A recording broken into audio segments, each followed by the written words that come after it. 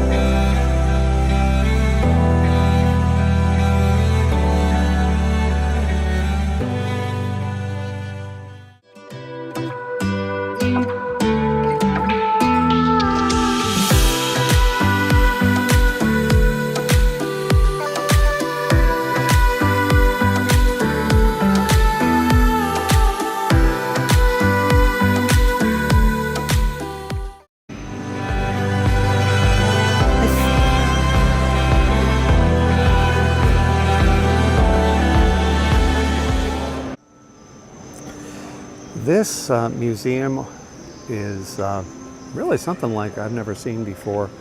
It's more interactive. There's a lot of tours to see. This will start off with Lincoln in his boyhood home. Although he was born in Kentucky, I believe he spent a lot of his young childhood in Indiana. And I believe that's what the tour told me, the volunteer, excuse me, told me that this represents. And of course, if I could read, I could come over here and see the Indiana and Kentucky years. So what we're going to do is walk through here. I understand there's a number of rooms that we'll be looking at, so we'll want to do that as we go through. And there we have young Mr. Lincoln reading by the fire with his trusty dog at his feet. We've all heard about the one-room log cabin. This is a representation of young Mr. Lincoln working as a clerk, I guess, in New Salem.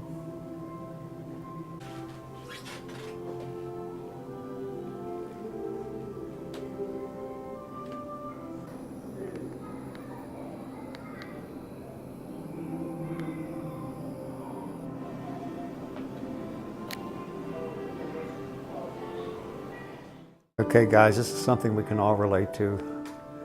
There's President Lincoln courting what he would call his sweetheart. That's Mary Ann Todd at her home here in Springfield.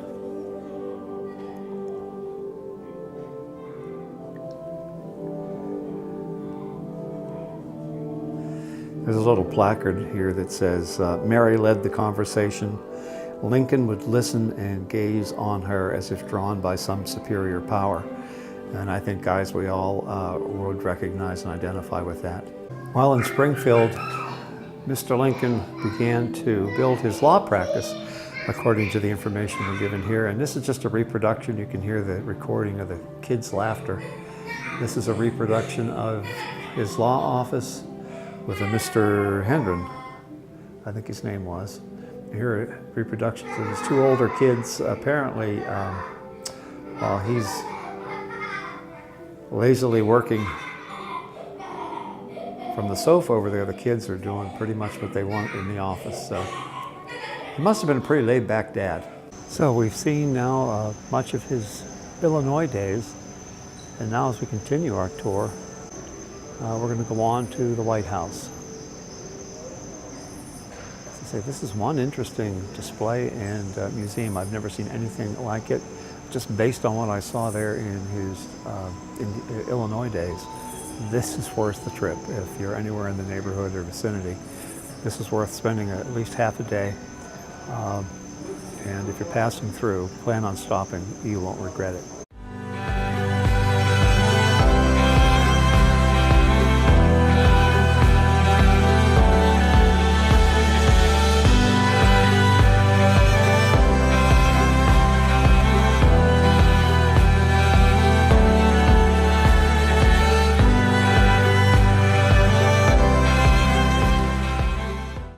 Well, ladies, here you go. There is representation of Mary Todd Lincoln in her finery.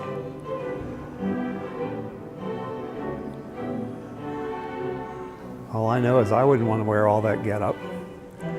And this is her friend and confidant, whose name I promptly forgot. And I guess a box full of stuff you use when you're putting all that on. And politics being what it is, even then, we had social rivals, and Mrs. Lincoln certainly had that, being as that Mr. Lincoln President Lincoln only won 40% of the popular vote, although he had an overwhelming majority in the, I shouldn't say overwhelming, but certainly had a majority in the Electoral College. So here are some of the frocks that her rivals wore. Again, I wouldn't want to be in any of those, but then again, you'd be disappointed if I did.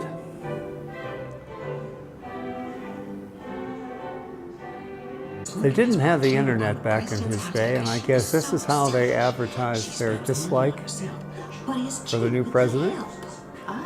As caricature and cartoons. My understanding is these were distributed and published in newspapers, depending upon where your location was, Maryland, Pennsylvania, through the South. They really didn't have a lot good to say about the man. I guess that's what happens when you have a large portion of the country that did not vote for you.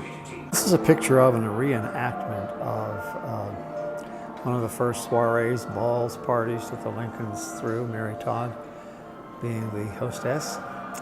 And although it should have been a great evening for them, their son Willie was very sick and dying actually upstairs in his second floor bedroom, probably of typhoid. And so it is said that several times during the party, the Lincolns would sneak away and just take a look at how their son was doing. So amid all the triumph of being elected the President of the United States, personal tragedy struck almost immediately. And here we see a reenactment of Mrs. Lincoln sitting all in black, mourning the loss of her youngest son, Willie, who died at age 11. A couple of weeks after the inauguration ball. According to the information here, she never went into his room again. And the president often said he went in and would sit and just mourn the loss of his son. I can't imagine what it would be like to lose a child, and this is something they experienced. Here we have a reenactment, a scene setting the stage for the working on the Emancipation Proclamation, along with Lincoln's cabinet, all present here. They all came to accept and support the proclamation, although some felt it didn't go far enough, some felt it went too far. But in the final analysis, the president's view swayed the day, and it became what it became. And certainly a historic and important document for our country. Just on a personal note, I've never been to wax museums. I guess this is kind of sort of what we're seeing here, and truly impressive. It kind of adds a real sense of this was real, these were real people dealing with real problems of their time.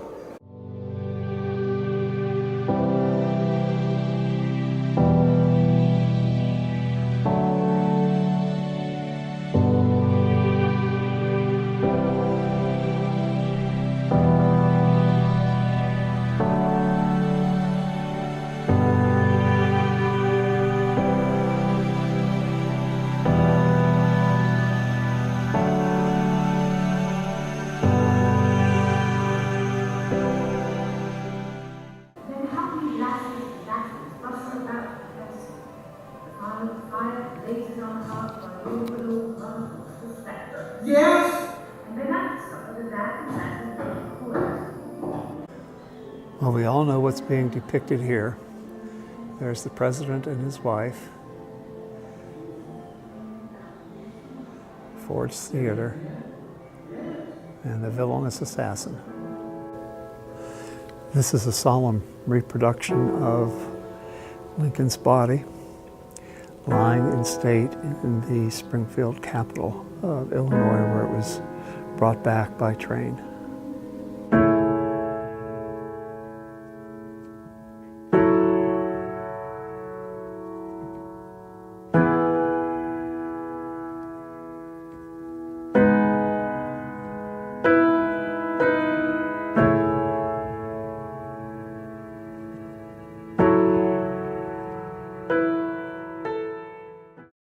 Man, I'm not even too sure what I can tell you about this one, or what to tell you about this one. This is one of those cases where I didn't have any expectations. I just knew that I was fairly close to Springfield, and knowing the connection between Springfield and Lincoln, I thought, let's just see what they have. And as a result, I probably canceled that. I just visited the most unique, I think that's kind of redundant, huh? Anyway, the Lincoln Museum and Library has got to be one of the finest museums I think I've ever encountered. It's rather than just having like artifacts and stuff like that you go around and read about. Just about everything was kind of a mixture between a museum and Madame Tissot's wax museum, I guess. They had a whole lot of scenes set up from his Illinois day before he became president, and then in the White House. It also included two presentations. There were really almost something you'd see in Disney World. It was a combination of holographs and live actors, and boy, you just didn't know where one ended and the other one began. And then there was a shorter, more of a traditional diorama type movie of the Civil War itself. So it is a museum that I don't care how old you are, you would thoroughly enjoy if you have any inclination and like these kinds of things. Kids would even enjoy them too. As a matter of fact, there was a playroom in there with Lincoln logs and different things for the really young kids if they get bored. The Presidential Library is right across the street. I'm so close now to the monument and the Lincoln tomb. I'm going to head out there and we'll take some shots of that. So.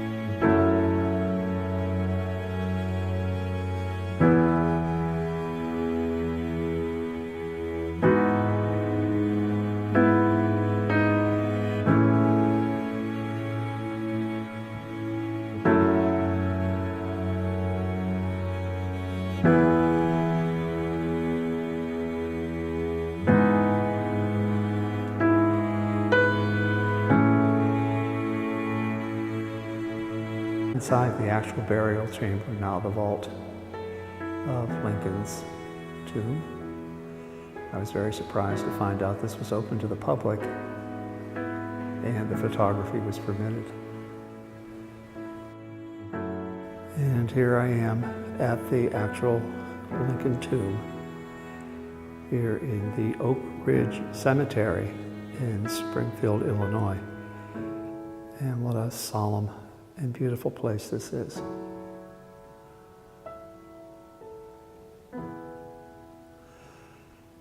Along with President Lincoln, across the way is the tomb of his wife, Mary Todd Lincoln, and three of the Lincoln children. Eddie, who died at the age, I believe, of 3, and then Willie, who died shortly after he was elected to president. He died in the White House. And then Thomas Tad Lincoln is buried here as well.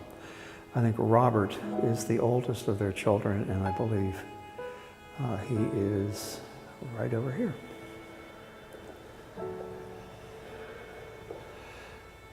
No, as a matter of fact, this is just letting us know that he's in Arlington National Cemetery. So he's the only one that's not buried in this particular tomb. Well, I just met fellow YouTuber Nate from Element Van Life, and I got to talk to him and tell him what a great job I think he's doing. He is a master at editing. He's just a young guy that does a phenomenal job. So what a privilege it was to meet him. He's around here someplace.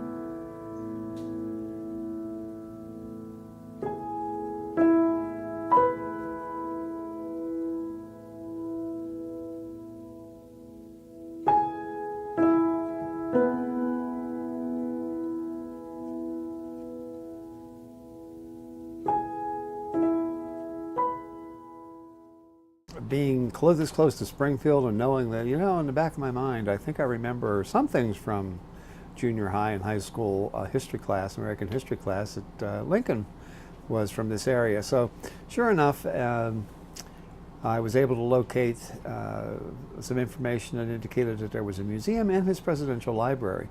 Which, sometimes it's the things that you least expect that turn out to be the biggest and most pleasant surprise. There was a Disney type, I mean, that's the quality of the one presentation. It's only about 15 minutes long, but it's really good.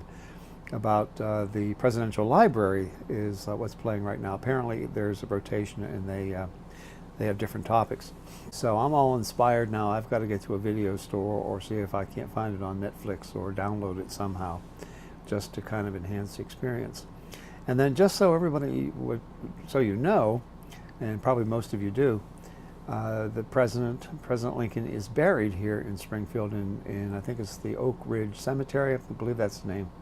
Beautiful big monument, and you can get right into the tomb area below the monument, and it was just a really, really touching, beautiful area. Died was that I was able to meet a fellow YouTuber, but he's living in a Honda Element full-time and has been now for a couple of years. And what a surprise, I hadn't followed him for a bit. Or I'd have known that he was he's working on some project in the Springfield area, and of course that's where all of this is located. And I just happened to cross his path. I recognized him and hollered to him, and he came over, shook hands, and take a look at Element Van Life. The thing that I like about him is his editing is just phenomenal. He has a real knack for it, and he's got a pretty nice camera.